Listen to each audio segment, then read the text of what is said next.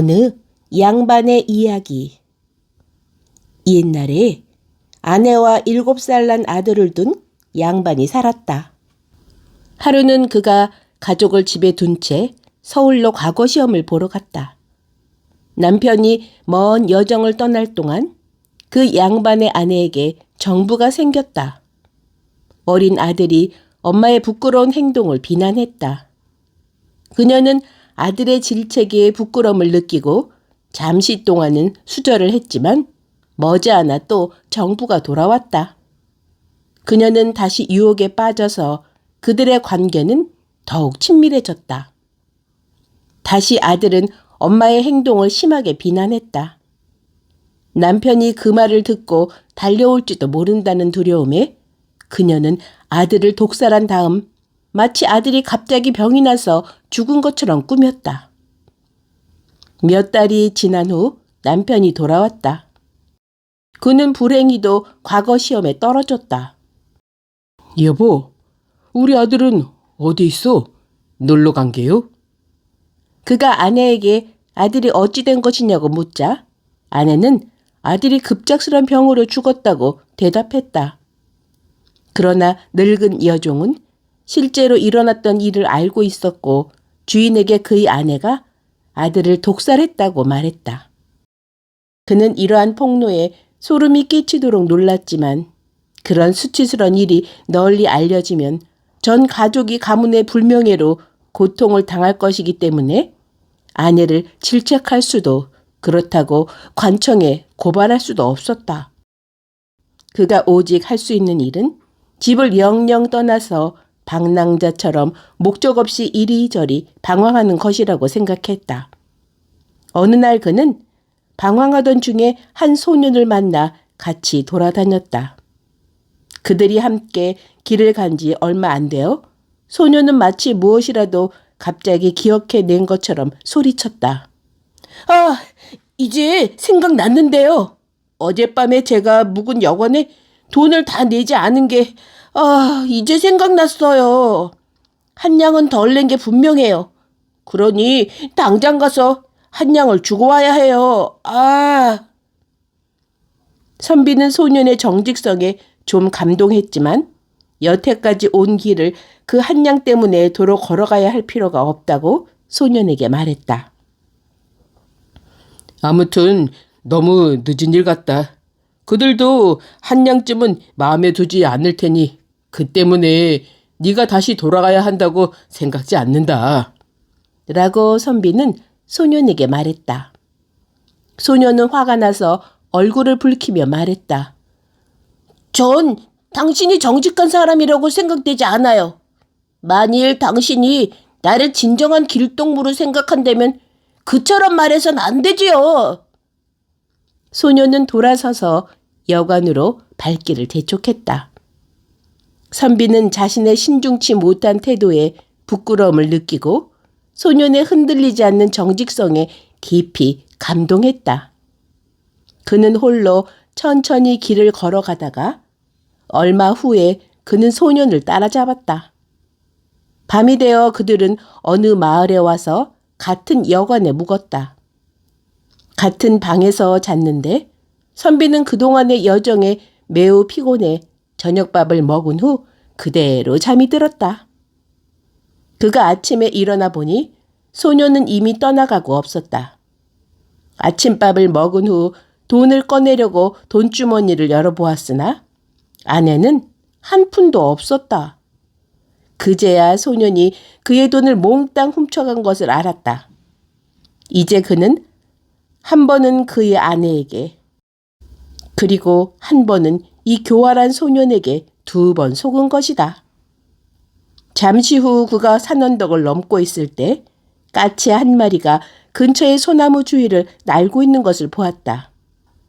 그는 서서 지켜보다가 그 나무 꼭대기에 있는 새둥지에 어린 까치 새끼들이 있다는 것을 알았다. 까치 새끼들은 매우 배고픈 듯이 보였는데 어미 까치는 먹을 것을 잡기 위해 새끼 곁을 떠나려 하지 않았다. 어미 까치는 자신이 없는 동안 둥지의 새끼들에게 무슨 일이 생길까봐 두려워하는 것 같았다. 그때 옆에 나뭇가지에 앉아있던 두루미가 까치에게 새끼들 걱정은 하지 말아요. 당신이 나간 동안 내가 돌봐줄 테니 라고 말하는 듯 했다. 까치는 고마워요, 두루미님. 그럼 제 새끼들을 좀 부탁해요. 라고 대답하는 듯 했다. 까치는 새끼들에게 먹일 먹이를 잡으러 나섰다. 선비는 새들 간에 보여준 모성애와 이웃 간의 우정에 크게 감동을 받았다. 그러나 어미까치가 보이지 않자마자 두루미는 둥지를 덮쳐서 5마리 까치 새끼들을 모두 먹어치웠다. 그 광경을 본 선비는 믿는 것이 속임을 당하는 것이라는 확신이 더더욱 강해졌다. 그가 다음 말에 이르러 좀 쉬어가려고 주막으로 들어갔다. 그는 막걸리 몇 사발을 마시고 앉아 있는데 젊은이들의 무리가 주막으로 들어왔다. 그들은 상냥한 두루미를 들고 들어와서 농담 섞인 말로 주인에게 말했다. 괜찮다면 이것을 좀 요리해 주시오. 사람들은 보통 두루미를 먹지 않지만 우리는 오늘 먹어볼 것이오. 그들은 곧 두루미의 털을 벗기고 칼로 배를 갈랐는데 그 안에 5마리의 까치 새끼들이 있었다. 선비는 그 두루미가 까치 새끼들을 먹어치운 바로 그 두루미임을 알았고 인과응보로 끔찍하게 총을 맞고 배가 갈라진 사악한 두루미를 바라보았다. 잠시 후에 추기가 돌기 시작한 젊은이들은 주막 주인을 조롱하기 시작했다. 아주머니는 과부를 오랫동안 수절할 만큼 했는데 아니 왜 재혼을 하지 않소? 부자 홍영감이 오늘 밤 아주머니를 보쌈해 갈 거요. 그거야 아주 당연지사가 아니겠소? 여자는 혼자 살아서는 안 되는 법. 아유 취한다. 그게 전통적인 풍속이 아니겠소? 아주머니를 홍영감에게 줄 수는 없지 않소. 아주머니, 젊은 남자와 결혼하는 게 더 낫지 않소? 우리 중 하나와는 어떻소? 하고 말했다.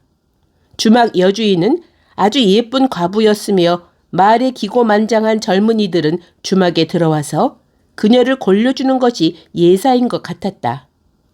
외모로 보아 그녀는 양반집 출신인 것 같았다. 선비는 그녀의 불행해 보이는 모습이 안타까웠다. 그는 홍영감이 그날 밤 그녀를 보쌈에 가려고 할 때 보호해 주기로 결심했다. 저녁에 그는 여주인과 옷을 바꿔 입고 그녀의 방에서 대신 잤다.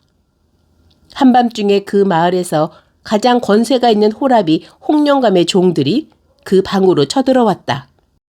그들은 그가 과부인 줄 알고 선비를 잡아가서 홍영감의 외동딸이 자고 있는 방에 그를 두었다.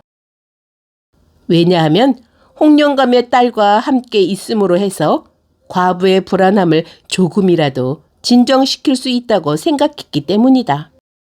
아침에 홍영감이 딸의 방을 열었을 때 여자 옷을 입은 남자가 있는 것을 보고 크게 놀랐다. 그의 딸이 이 예기치 못한 손님을 매우 좋아하는 것 같아서 결국 둘의 결혼을 승낙했다. 그리고 불명예스러운 실패에 수치감을 느낀 홍영감은 과부를 보쌈할 생각을 포기하고 말았다. 선비는 장인 홍영감과 그의 아내에게 그 과부를 둘째 아내로 맞이하고 싶다고 말했다. 이 일이 허락되어 선비는 방랑 생활을 마치고 두 아내를 얻게 되었다. 몇 년 후에 그는 다시 과거 시험을 쳐서 급제했다. 그리고 곧 사또가 되었다. 그가 맡은 사건들 중에 가장 중요한 2가지 사건이 있었는데 하나는 매우 사악한 도둑이요 사기꾼이었고 다른 하나는 99의 정부와 부정을 저지른 한 여인이었다. 그 도둑은 여관에서 선비의 돈을 훔쳤던 바로 그 소년이었고 여인은 그의 아들을 살해한 첫 번째 아내였다. 결국 인과응보라는 것이 그에 의해 증명된 셈이다.